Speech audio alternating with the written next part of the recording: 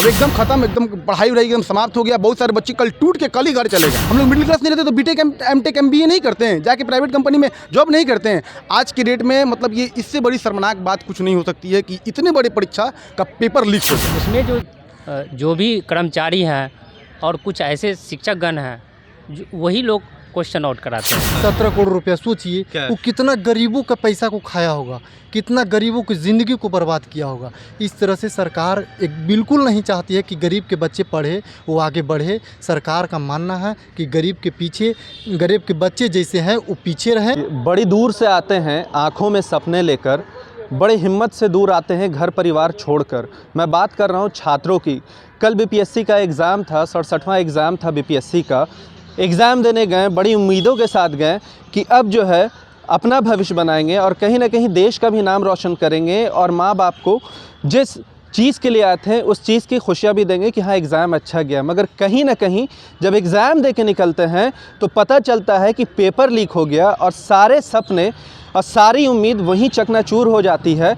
आज हम उन्हीं स्टूडेंट्स के बीच में हैं, इनसे ही बातें करेंगे कि क्या हुआ और कैसा लग रहा है पूरा क्वेश्चन पेपर लीक होने के बाद। क्या मामला था जब आप लोग एग्ज़ाम दे के आए तो पता चला? देखिए, सबसे पहली बात कि इससे शर्मनाक बात कुछ हो ही नहीं सकती कि एक राज्य का स्टेट पीसीएस का जो सबसे बड़ा एग्जाम होता है, उसके बाद एक राज्य में कोई एग्जाम नहीं होता, उसके बाद यूपीएससी होता है जो संघ लोक सेवा आयोग होता है, उसका पेपर लीक हो जा रहा है। ये सबसे बड़ी बात है। और इसके बाद अब कहानी ख़त्म, एग्जाम की तो कहानी ही खत्म। कोई एग्जाम है ही नहीं अब बिहार में, चौपट खत्म, एकदम डोल। जीरो टॉलरेंस की बात जो नीतीश कुमार करते हैं एकदम खत्म।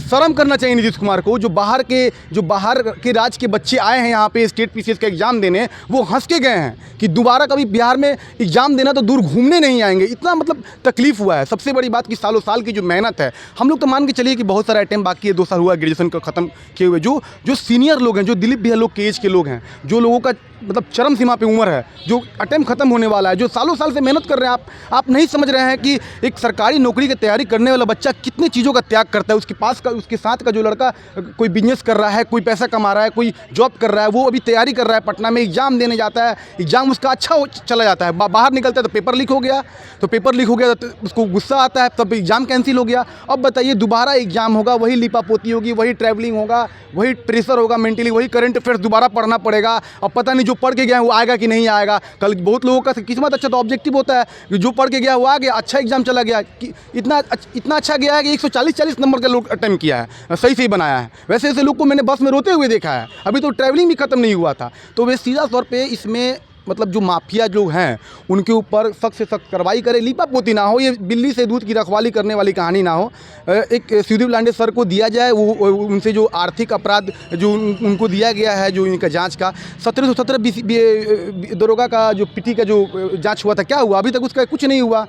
4 साल 5 साल होने जा रहा है, ये वही धंधा हो रहा है। फिर से एग्जाम लेगा, फिर से वही पैसा लोग खर्चा करेगा, 400 500। मैं तो नहीं जाऊँगा एग्जाम देने, फैक्ट बात है। अब मैं बेतिया से बगहा से मैं बार कैपेबल नहीं हूँ कि बेगूसराय जाऊँ, इतना हिम्मत टूट गया है एकदम। फाइनली एसएससी का तैयारी करता था, एसएससी में जो वो दिल्ली वाला कांड हुआ था, उसके बाद बीपीएससी की तरफ आया, सोचा कि सेफ है, सुरक्षित है, 200 400 500 हर साल सीट निकाल रहा है, लगे रह जाएगा, 5 साल में निकल जाएगा। ये भी खत्म, अब एकदम खत्म, एकदम पढ़ाई वढ़ाई एकदम समाप्त हो गया। बहुत सारे बच्चे कल टूट के कल ही घर चले गए।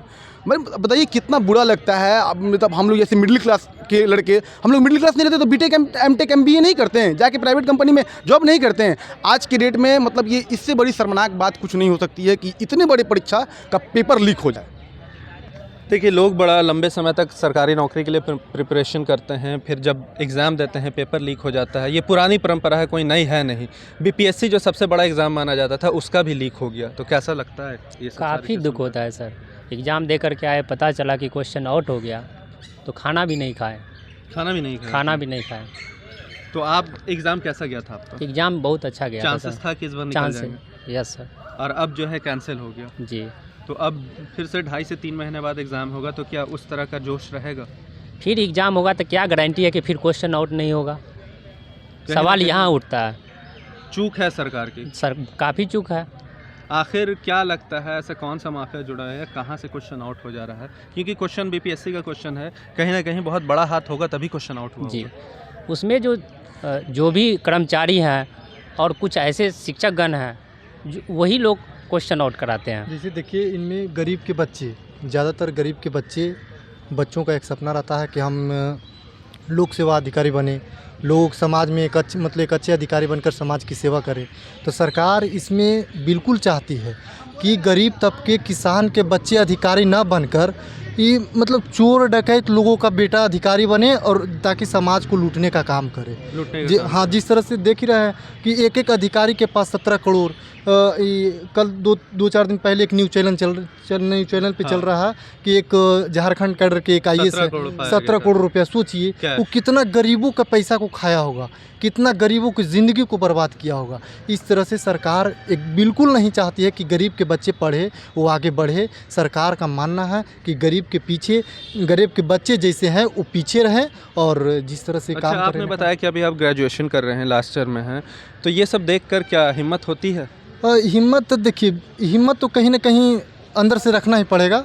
अगर अगर एग्ज़ाम के लिए हिम्मत नहीं है तो इसके लिए नहीं हम टूट जाएंगे कि हिम्मत एग्ज़ाम के लिए सिर्फ नहीं है। हम जितने हमारे सीनियर्स हैं हम उनके कंधों से कंधों मिलाकर आगे चलेंगे। और हम कहते हैं उनके लिए जो कहते हैं हमारे हिम्मत को तोड़ने वाले को कहते हैं कि तुम गरीब हो तो क्या तुम्हें जगना और जगाना होगा, तुम गरीब हो तो क्या तुम्हें जगना और जगाना होगा, भाड़ में जाए 60 वर्ष की उम्र कफन बांध कर आगे आना होगा। हमें अपनों की चिंता नहीं है यारो, अपने पीढ़ियों की लाज को बचाना होगा।